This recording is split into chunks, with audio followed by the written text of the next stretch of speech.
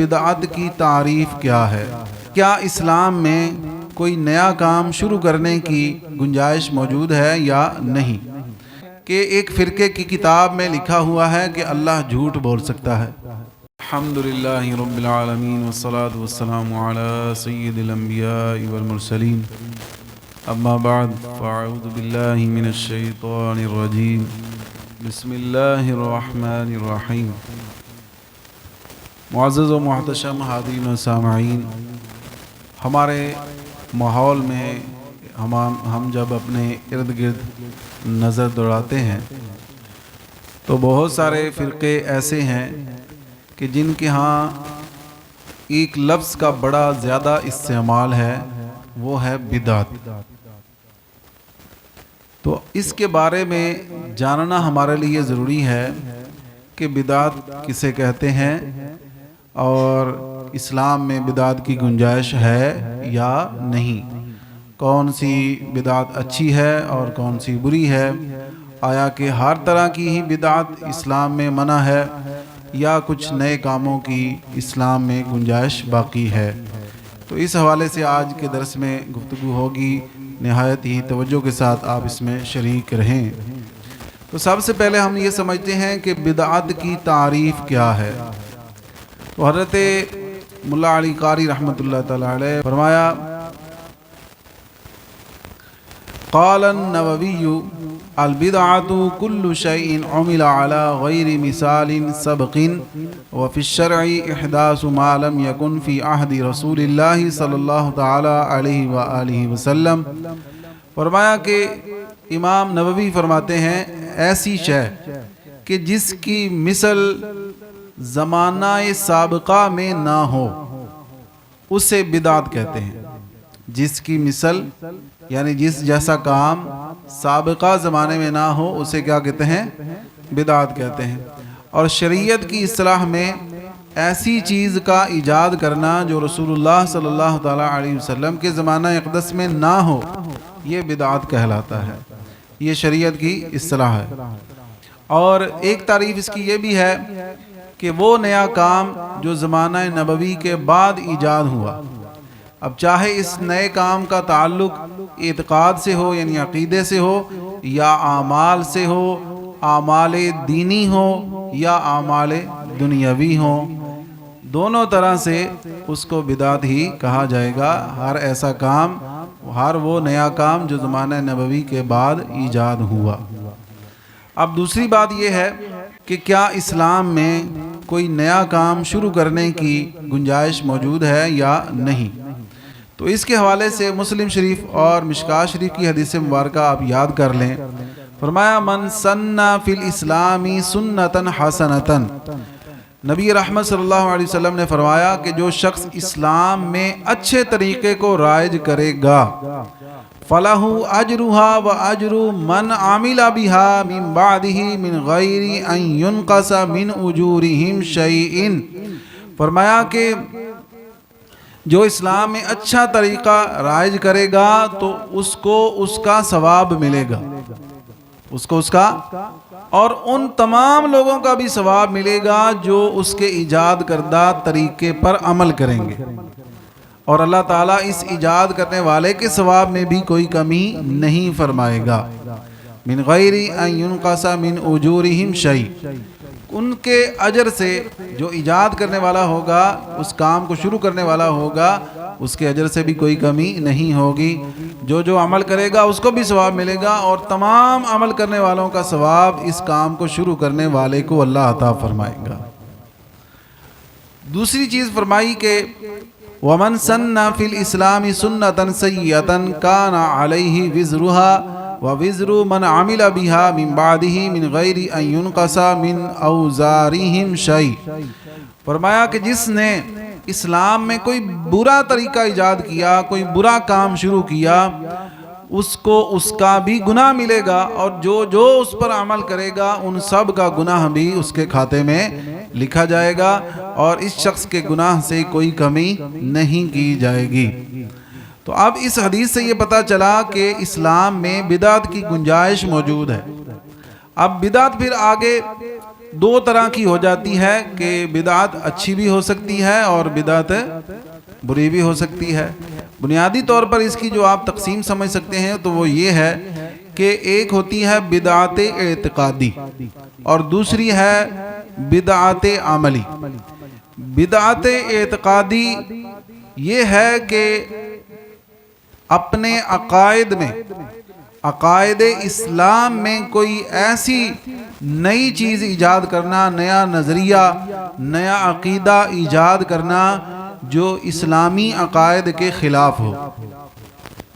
جیسا کہ بعض فرقوں کا یہ عقیدہ ہے کہ نبی کریم صلی اللہ تعالی علیہ وآلہ وسلم کا خیال اگر نماز میں آ جائے تو انہوں نے اس کے بارے میں لکھا کہ یہ، میں اس کو لفظ کو بولنا نہیں چاہ رہا، نہ ہی بولیں تو بہتر ہے۔ انہوں نے نبی پاک صلی اللہ علیہ وسلم کے، یوں آپ خلاصہ سمجھ لیں کہ نماز میں خیال آنے کو بھی ایک جانور کے خیال سے تشبیہ دیا۔ تو یہ کیا ہے؟ یہ بدعت اعتقادی ہے، عقیدے کو خراب کرنے والی بدعت ہے جو کہ صحابہ کرام کے دور میں نہیں تھی، بعد میں تابعین، تبع تابعین کے ادوار میں بھی یہ بدعت وجود میں نہیں آئی۔ یہ تقریباً اس کو 150 سال بھی نہیں ہوا ایسی بدعات کو ہمارے معاشرے میں عام ہوتے ہوئے۔ اور بدعت اعتقادی کی ایک مثال یہ ہے کہ ایک فرقے کی کتاب میں لکھا ہوا ہے کہ اللہ جھوٹ بول سکتا ہے۔ ان اللہ علی کل شیء قدیر کی تفسیر میں انہوں نے یہ بات بھی ڈال دی کہ جھوٹ بھی ایک شے ہے تو اللہ جھوٹ بھی بول سکتا ہے۔ اور نبی کریم صلی اللہ تعالی علیہ وآلہ وسلم کے بارے میں کہا کہ ان کے بعد کوئی اور نبی بھی آ جائے تو ختم نبوت میں کوئی فرق نہیں پڑتا۔ تو یہ کیا ہے؟ بدعت عملی اعتقادی ہے۔ یہ بدعت اعتقادی ہے، یہ وہ عقائد و نظریات ہیں کہ جو نبی کریم صلی اللہ تعالی علیہ وسلم کے زمانہ اقدس میں وجود میں نہیں تھے، صحابہ کرام کے دور میں بھی یہ نہیں تھے، بعد میں کچھ انگریز کے زر خرید ملاؤں نے ان کے کہنے پر، ان کے منشور پر چلتے ہوئے مسلمانوں میں ایسے عقائد و نظریات کو رواج دینا شروع کیا۔ تو بدعات کی دو قسمیں ہیں، ایک بدعت اعتقادی جس کی مثال میں نے ابھی آپ کو دی، اور اس کی بہت ساری مثالیں ہیں۔ ایک مسلمان کے علم میں ہونا چاہیے کہ یہ اعتقادات کن کن لوگوں کے ہیں، یہ ہمارے علم میں ہونا چاہیے۔ پھر جب آپ کے علم میں یہ ہوگا نا کہ یہ کس کس فرقے کے باطل عقائد ہیں، پھر آپ یہ نہیں کہیں گے چلو جی نماز ہی پڑھنی ہے، قرآن ہی پڑھنا ہے، سارے قرآن ہی پڑھ دے ہے تے جدے پیچھے مرضی نماز پڑھ لو۔ پھر تسی یہ نہیں کہنا، پھر تسی یہ کہنا کہ نماز سرکار دے عاشق امام دے پیچھے ہی پڑھنی ہے، پھر تہاڈی زبان تے یہ لفظ نہیں آئے گا۔ ہن کیوں یہ لچک ساڈے اندر ہے؟ اس واسطے کہ سانو اپنے عقیدے دا علم ہی نہیں، یا اگر اسی بد عقیدہ لوگاں دے پیچھے نماز پڑھن دے قائل ہونے ہیں، یعنی ساڑھے کچھ لوگ اس بارے لچک کھا جاندے نے، وہ ایسے وجہ تو کہ انہاں دے باطل عقائد دا علم ہی نہیں۔ جے سانو علم ہوئے، سانو شعور ہو جاوے، پھر سانو پاویں مردے مر جائیے اسی کسے بد عقیدہ دے پیچھے نماز نہ پڑھیے۔ سمجھ آگئی؟ ہمیں اس حوالے سے بڑا پردے میں رکھا گیا ہے، دھوکے میں رکھا گیا ہے کہ جو اصل اختلافات ہیں ان کو چھپا کر ختم درود کے اختلافات کو عام کر دیا، 11ویں 12ویں کے اختلاف کو عام کر دیا، اور جناب رفع یدین کے اختلاف کو عام کر دیا۔ حالانکہ ہمارا اہل سنت کا دیگر جو باطل فرقے ہیں ان کے ساتھ یہ فروعی مسائل کا اختلاف اصل وجہ نہیں ہے، اصل وجہ عقیدے کا اختلاف ہے، اور عقیدے کا اختلاف جب ہو جائے تو پھر وہ کفر اور اسلام کا مسئلہ بن جاتا ہے۔ جب کفر اور اسلام کا مسئلہ ہو تو پھر کسی قسم کا کوئی کمپرومائز نہیں کیا جا سکتا۔ جہاں تک فروعی مسائل کا اختلاف ہے تو وہ تو فقہ شافعی میں بھی اختلاف ہے، فقہ حنفی میں بھی اختلاف ہے، فقہ حنبلیہ میں بھی اختلاف ہے، فقہ مالکیہ میں بھی اختلاف ہے، لیکن یہ چاروں جو امام ہیں ان کا عقیدہ ایک ہے، سارے کے سارے سنی ہیں۔ جو عقیدہ امام اعظم کا ہے وہی عقیدہ امام شافعی کا ہے، وہی عقیدہ امام مالک کا ہے، اور وہی عقیدہ امام احمد بن حنبل کا ہے۔ تو پتہ چلا کہ جو عقیدے کا اختلاف ہے اس پر کوئی سمجھوتا نہیں ہو سکتا، اور فروعی مسائل میں جو اختلاف ہے یہ نبی پاک صلی اللہ تعالیٰ علیہ وسلم کی خبر کے مطابق باعث رحمت ہے۔ بات سمجھ آئی جناب؟ یہ میں نے آپ کو بتایا کہ بنیادی طور پر بدعت کی دو قسمیں ہیں، ایک بدعت اعتقادی اور دوسری بدعت عملی۔ ابھی بدعت اعتقادی ہم نے پڑھا، دوسری چیز ہے بدعت عملی۔ بدعت عملی کی پھر دو قسمیں بن جائیں گی، ایک بدعت حسنہ اور ایک بدعت سیئہ۔ جیسا کہ ہم نے حدیث میں سنا، حضور نے فرمایا کہ جس نے اچھا طریقہ ایجاد کیا تو اللہ تعالیٰ اس کو اس طریقے پر اجر عطا فرمائے گا، عمل کرنے والوں کا بھی اجر عطا فرمائے گا۔ تو پتہ چلا کہ اچھا طریقہ ایجاد کرنے کی گنجائش ہے، اور جس نے برا طریقہ ایجاد کیا تو اس کو اس کا گناہ ملے گا، اور عمل کرنے والوں کا بھی گناہ اس کے کھاتے میں آئے گا۔ تو اب اس لحاظ سے دو قسمیں بن جائیں گی، ایک بدعت حسنہ کہ وہ نیا کام جو نہ تو خلاف سنت ہو اور نہ کسی سنت کو مٹانے والا ہو، کہ اس کے ذریعے کوئی سنت ختم نہ ہو، جیسے محفل میلاد شریف منانا، 11ویں شریف کی محفل کرنا، بزرگان دین کے آراس کرنا۔ اب یہ ایسے نئے کام ہیں کہ اس کی وجہ سے کوئی سنت ختم نہیں ہوتی، کوئی خلاف سنت کام واقع نہیں ہوتا، تو لہٰذا یہ بدعت حسنہ ہے کہ جو میلاد مناتا ہے اس کے دل میں نبی رحمت کی محبت بڑھ جاتی ہے۔ جب نبی کی محبت بڑھ جاتی ہے انسان کو اللہ کا قرب نصیب ہو جاتا ہے۔ اور اسی طرح بدعت حسنہ کی بھی پھر آگے مزید کچھ اقسام ہیں، جیسے بدعت مباح، دوسری قسم ہے بدعت مستحبہ، اور تیسری قسم ہے بدعت واجبہ۔ بدعت مباح کون سی بدعت ہے؟ وہ نیا کام جو خلاف شرع نہ ہو، بغیر نیت خیر کے کیا جائے۔ جیسے ہم پاکستان کا یوم آزادی مناتے ہیں تو یہ بدعت ہی ہے نا۔ نبی پاک صلی اللہ علیہ وسلم نے کوئی یوم آزادی منایا ہے کیا؟ صحابہ نے کیا یوم آزادی منایا ہے؟ آج ہر ملک کا یوم آزادی منایا جاتا ہے۔ تو اب یہ جو بدعت کی رٹ لگانے والے صاحب ہیں، کوئی ان سے کہے کہ آپ یوم پاکستان کے موقع پر حکومت پاکستان کو پیغام دیں کہ یہ تم بدعت کر رہے ہو، کوئی بھی اس کی جرت نہیں کر سکے گا۔ تو یہ بدعت مباح ہے کہ یہ نیا کام ایسا ہے کہ جو خلاف شرع بھی نہیں ہے اور اس کو کرنے میں کوئی ثواب بھی نہیں ہے۔ ہاں اگر اس میں کوئی اچھی نیت شامل کر لی جائے تو پھر اللہ سے ثواب کی توقع کی جا سکتی ہے۔ دوسری ہے بدعت مستحبہ۔ بدعت حسنہ کی دوسری قسم بدعت مستحبہ، وہ نیا کام جو خلاف شرع نہ ہو اور اگر اچھی نیت کے ساتھ کیا جائے اور عوام الناس اس کو ثواب جانتے ہوں تو اللہ تعالیٰ اس پر اجر عطا فرماتا ہے۔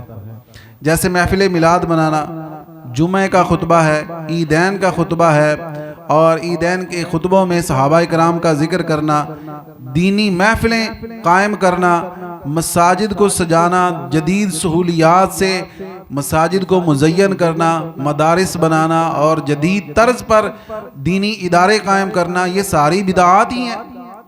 آپ مجھے بتائیں کہ کیا مسجد نبوی میں نبی پاک صلی اللہ علیہ وسلم کے مبارک دور میں اے سی لگا ہوا تھا؟ تو آپ جو بدعت کی رٹ لگاتے ہیں ان کی مسجدوں میں اے سی نہیں ہوتے کیا؟ تو ان کو چاہیے کہ اے سی اتار دیں، کیونکہ یہ نبی پاک کے دور میں نہیں تھے، لیکن وہ بھی جانتے ہیں کہ اس کی گنجائش موجود ہے۔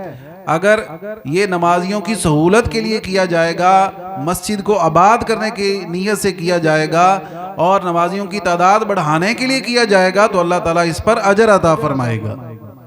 بات سمجھ رہے ہیں جناب؟ یہ ہوگی بدعت مستحبہ۔ بدعت حسنہ کی تیسری قسم ہے بدعت واجبہ، وہ نیا کام جو خلاف شرع نہ ہو اور اس کو چھوڑنے کی صورت میں مسلمان حرج میں مبتلا ہو جائیں۔ جیسے نبی پاک کے دور میں قرآن پر زیر زبر نہیں لگی ہوئی تھی، اعراب نہیں لگے ہوئے تھے، تو اب یہ ایسی بدعت ہے کہ جو حضور کے وصال اقدس کے بعد وجود میں آئی۔ اور اسی طرح نبی پاک کے مبارک دور میں قرآن اس طرح کتابی شکل میں نہیں تھا، یعنی ایک جگہ سارا کا سارا جمع نہیں ہوا تھا۔ سیدنا عثمان غنی رضی اللہ تعالیٰ عنہ کی خلافت میں سارا قرآن ایک جگہ جمع کیا گیا، تو اب یہ بھی بدعت ہے، لیکن یہ بدعت واجبہ ہے۔ اگر اس پر عمل کو چھوڑ دیا جائے گا، یعنی کہ قرآن سے اگر زیر زبر ہٹا دیے جائیں تو کون پڑھ سکے گا؟ ہماری حالت یہ ہے کہ زیر زبر لگا ہوا ہمیں صحیح نہیں آتا، وہ نہیں لوگوں سے پڑھا جاتا، اگر زیر زبر ہٹا دیے گئے تو پھر کون پڑھ پائے گا؟ تو لوگ آزمائش میں آ جائیں گے، لوگ حرج میں مبتلا ہو جائیں گے، تو یہ بدعت واجبہ ہے، اس پر عمل کرنا ضروری ہے۔ اسی طرح مدارس کا قیام ہے، جس طرح آج جس طرز پر مدارس دینی ادارے قائم ہیں، نبی پاک صلی اللہ علیہ وسلم کے دور میں نہیں تھے۔ اگر ان مدارس کا خاتمہ کر دیا جائے تو اب کیا ہوگا؟